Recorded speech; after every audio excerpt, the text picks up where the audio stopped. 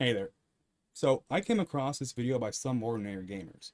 And one of the things he covered was creating your own customized Windows 11 installation using a tool called Rufus. But he said something that caught my attention. I'll play a clip here. I know for some people, they're like, well, Muda, why can't I just download one of those gamer friendly versions of Windows that float around? And you absolutely can. The problem is, I would only ever download a fucking operating system fresh from Microsoft if I had to. Simply because, and this goes for Linux or even Mac, if you're downloading your operating system from like Bootman Bill on the internet, who the fuck knows what they put in that system? So I thought it'd be fun to stress this point and show how easy it really is for someone to turn a Windows ISO file into one big Trojan. And hopefully one takeaway from this is just how important it is to only get operating system installers from trusted sources. To give you an idea of this kind of cyber attack in the real world, we can look right here at this article by Mandiant. And if you don't know who Mandiant is, they're a company under Google and they're a big player in the cybersecurity space. But back in 2022, the Ukrainian government was hit by a cyber attack. It was a little bit different than the usual hacks, and in this case, hackers made customized installation ISOs, and when a victim used them to install Windows, Windows did actually install, but that new installation was filled with malware and backdoors, and really anything a hacker could want to have full remote access to a computer. I'm not going to touch on most of the stuff in this article, but there are two key things I want to point out. And one is right here, setupcomplete.cmd. So this file can be used by IT people to help them configure someone's computer, run automation scripts, and do admin tasks like that after Windows was installed, and it does it automatically. And it is an official Microsoft method, but like in many cases of legitimate tools, hackers can abuse this feature. Another Windows feature similar to this is called Unattend.xml. And much like with setupcomplete.cmd, when you install Windows, Windows can automatically read unattend.xml, and then Windows will basically do anything that the file tells it to do. Unattend.xml will be really important in a little bit since that's what I'm going to use in my demo. Another important thing from this article is Windows scheduled tasks. Now, if you've never used these before or set them up, they're a very integral part of Windows itself. Essentially, you can make it so that Windows will wait for some trigger method, and once Windows sees that trigger, it'll do whatever you tell it to do. A common example of scheduled tasks can be seen with OneDrive. So out of the box, the default Windows installation has a bunch of scheduled tasks that are already set, and their whole purpose is to make sure that OneDrive is running. So it's things like whenever you log on at a certain time of the day, Windows will automatically execute certain actions. And in this Mandiant example, hackers use scheduled tasks to automatically run malicious actions after Windows was installed. So now I want to walk through this kind of attack in a lab environment. I think it's good for anyone in cybersecurity to get hands-on with hacker TTPs because seeing something happen or building it yourself can help you understand risk and cyber threats way better than just reading about them. And just a note, but besides the ISO part, I'm not really doing anything special here. All of what I show here can be found in cyber education places like Hack the Box or Try Hack Me. So I'll build a custom Windows 10 ISO, and here's a little diagram of my lab. I have Kali Linux running, and on Kali I'll be running Metasploit to interact with my custom Windows 10 installation, and I'll also make an MSF Venom payload on Kali, and I'll end up putting that payload directly into the custom ISO files. Once Windows installs, it'll run this payload automatically, and I'll get a remote shell back in Metasploit on Kali. I'll actually build out that ISO on a Windows 11 computer, and I don't really need a whole lot of special tools. I just need a default Windows 10 ISO, but I'll get that right from Microsoft. I needed a tool called DISM, and this is a Windows imaging tool. It comes installed on Windows by default, so you don't need to download anything. But something you do need to download is called the Windows Assessment and Deployment Kit. This is a free tool suite from Microsoft. It includes something called the Windows System Image Manager, which is useful for making that unattend.xml file that I mentioned earlier. And lastly, the ADK will have something called oscdimg.exe. And this tool is what lets me actually compile the final custom Windows ISO that can be used to install Windows. Okay, let's get to the demo part. I'll set up Kali first, so I need a terminal window open, and then I'll grab my IP address. Then I'll use MSF Venom to make a payload that gets me a shell later. So this command is saying that I want a 64-bit Windows shell, and the payload type is an interpreter, which goes for Metasploit, and it should be a reverse TCP shell. lhost is Kali's IP address, lport is whatever port I want, so I'm going with 1337, and then finally it outputs the payload to an exe. Next I open up Metasploit, and I'll set it to use exploit multi-handler. So this is a Metasploit listener for inbound communication. The default payload is wrong though, so I need to set it to match that Windows payload from my MSF Venom command. Then I need to set lhost to my IP address again, and lport to the port that I set in the Windows payload. And to run this listener, just use run. I won't show this on camera, but next I transferred my shell.exe to my Windows 11 computer where I'm going to be building out the custom ISO. I'm done with Kali for the time being, and I've already transferred that shell over to my Windows box, but I'm on Windows 11 now, and next thing to do is download a Windows 10 ISO. So I'll get this right from Microsoft.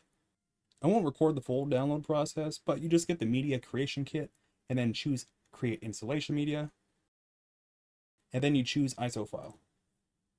And at the end, I'll make sure to save that ISO to a folder on my desktop. So behind the scenes, I've made a folder called Bad Windows, and that's on my desktop, and all files related to this demo are going to be in that Bad Windows folder. Now I need the Windows ADK, so I'll get that from Microsoft again, and download the first option. During the ADK install process, I only needed deployment tools, so I unchecked the rest of it. And next, to save some time down the road, I tracked down OSCDIMG in its ADK install location, and then I moved it to the same folder as my Windows ISO and Metasploit payload on my desktop in Bad Windows folder. And lastly, for this part, I need to double click on that ISO file, and this will mount it to my current Windows file system and let me interact with it.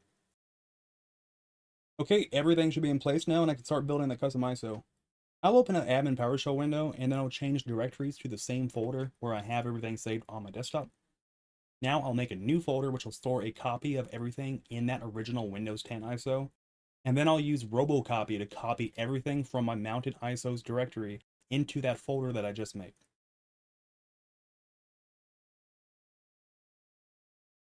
And when that's done copying, I can look in my ISO copy folder and see that everything transferred. Next, there is a file in ISO copy called Install.esd. So this has Windows installation information. I can use DISM to see what Windows versions are listed in the ISO. So just point DISM directly at that file, and I should see Windows 10 Home assigned with index value 1. And next, I just need to convert that install.esd to install.wim. So this will make it easier to work with. And to do that, I'll just use DISM export image and then point the source image to the current install.esd location. And then the des image will output install.wim to that same folder. And the index value is 1 since it should be Windows 10 Home.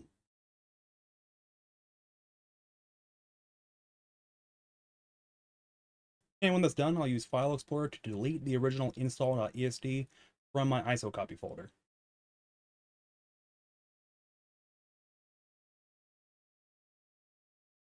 Okay, next up is making a Unattend.xml file, like what I mentioned during that Mandiant article earlier.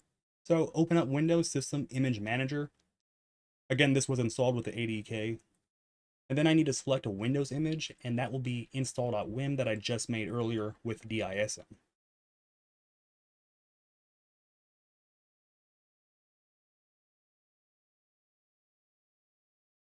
And after that finishes, I'll choose to make a new answer file. This is actually Unattend.xml on the back end. And here's where you can add in post-install commands to pass number 4.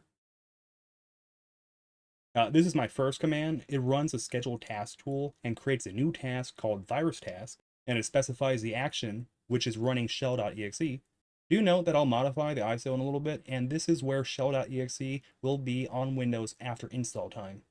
And this task also runs whenever a user logs in, and it runs at system with highest possible permissions. Next, I'll add a second command, and this one just runs PowerShell, and this is actually 2 commands in one. But it makes a Windows Defender whitelist for anything to do with that shell.exe. Just to be safe, I added a Defender exclusion for shell.exe processes, and then another one for the entire folder path holding shell.exe. Then I save this answer file as Unattend.xml, and I save it to the same folder as my other stuff.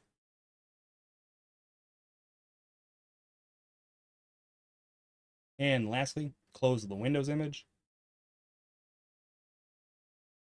and then close the answer file. Okay, next I need to mount this custom Windows image that I just made to a new folder that I can work out of as if it was a normal Windows file system. So I'll mkdir a new dev folder, and then I'll use DISM to mount that install.wim file to my new dev folder.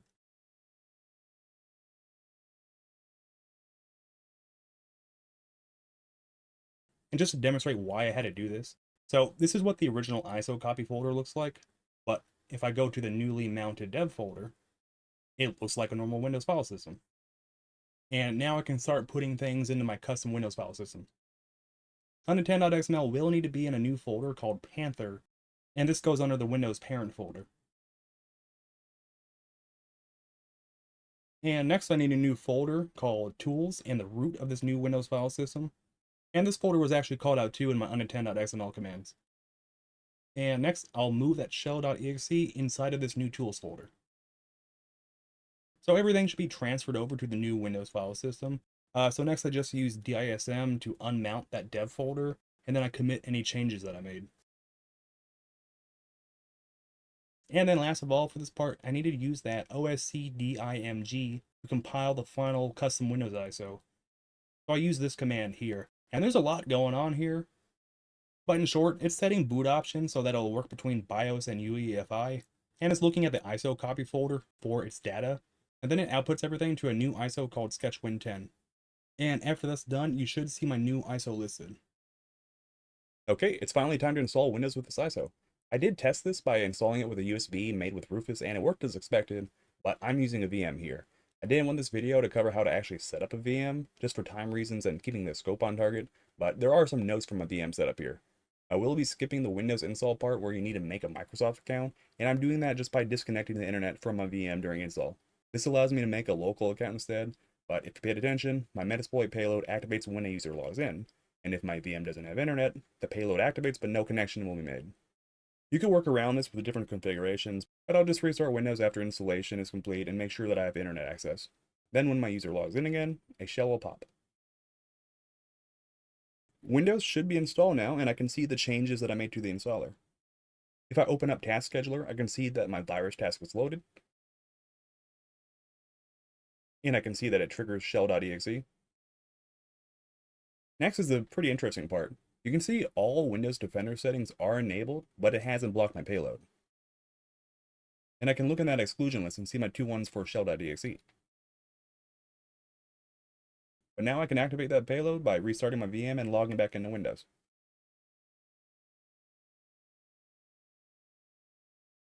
And I'm logged back in again, but there's nothing left to do in Windows, so I'll switch back to Kali. And there it is, there's a shell. This next part is really just for fun, but I'll run getuid to see what user context I'm in, and I'm NT authority system. But for this next part, I want to be in a user context. So I'll run ps to see all running processes. And I want to migrate my shell to a new process that was spawned by my user demo1. So I see this one at the bottom here. I'll just run migrate 9060. And now I'm in the process and my shell is running as a demo1 user. Next, I'll run shell to drop down to a regular command prompt shell instead of an interpreter. And I'll change directories from my user's desktop. Then I'll echo hello there to a file called notes.txt. Then I can open this text file with Notepad. Next, I'll terminate this command prompt shell, so I'm back in interpreter now. Now I can run the screenshot command, and this snaps a screenshot of my remote desktop, and it saves that screenshot to a file in my Kali user home directory. I can go open that up, and there it is. I can see that my text file was open in Notepad. Alright, that's about it for this video. I thought this was a pretty interesting attack vector that I haven't really heard talked about a lot, but stuff like this is always a concern, and I think it's good to know about. And for anyone learning cybersecurity, I think it's cool to try out some stuff that you learn. I am concerned that Microsoft will stop providing official Windows 10 ISOs kind of soon, since Windows 10 is almost end of life, and I suspect issues like this will be more common in the future as a result. But hopefully this video showed something cool and brought some awareness. And of course, be careful if you ever try and download some gamer version of Windows. Either way, hopefully you learned something.